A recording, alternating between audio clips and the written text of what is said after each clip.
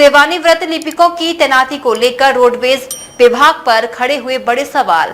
इन नियुक्तियों के संबंध में रोडवेज मुख्यालय को भेजे गए प्रस्तावों को लेकर विभाग के ही सेवानिवृत्त कर्मचारी ने गंभीर आरोप लगाए हैं।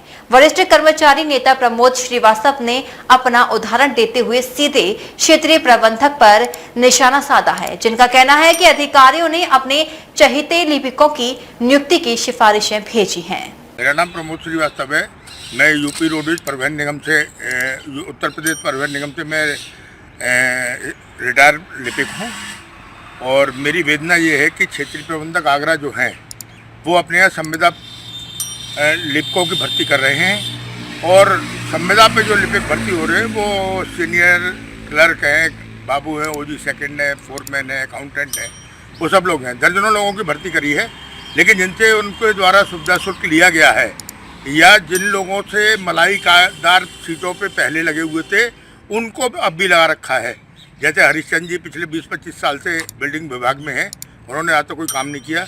AK सिंह है जिन्होंने सैटेलाइट पे लगा दिया है, सैटेलाइट बस अड्डा जो फाउंटेन नगर के अंडर में आता है उस पर लगा दिया है।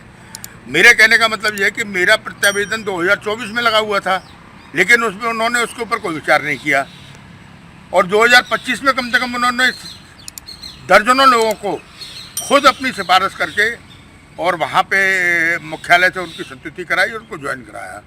मैं इस बात पे सवालिया निशान उठाता हूँ।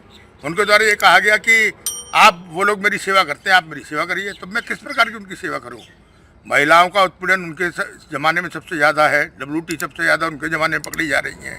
मतलब नाना प्रकार के लूट खसूट उनके ज़माने में चल रही है और मेरा तो कहने का मतलब है ये सीधे तौर पे भ्रष्टाचार में साबित कर सकता हूँ। पैसे लेते हुए मतलब लोगों को जो क्षेत्रीय प्रबंधक और सहायक क्षेत्रीय प्रबंधक उनके उपाधिकारी हैं उनके नाम पे पैसा लिया जा रहा है। मतलब पराकाष्ठा की सीमा पार हो गई है। जब से ये आगरा के अंदर आए हैं आगरा रीजन बिल्कुल गर्त में पहुँच गया है। कर्मचारियों को उत्पीड़न, शोषण, महिला उत्पीड़न चरम सीमा पे है।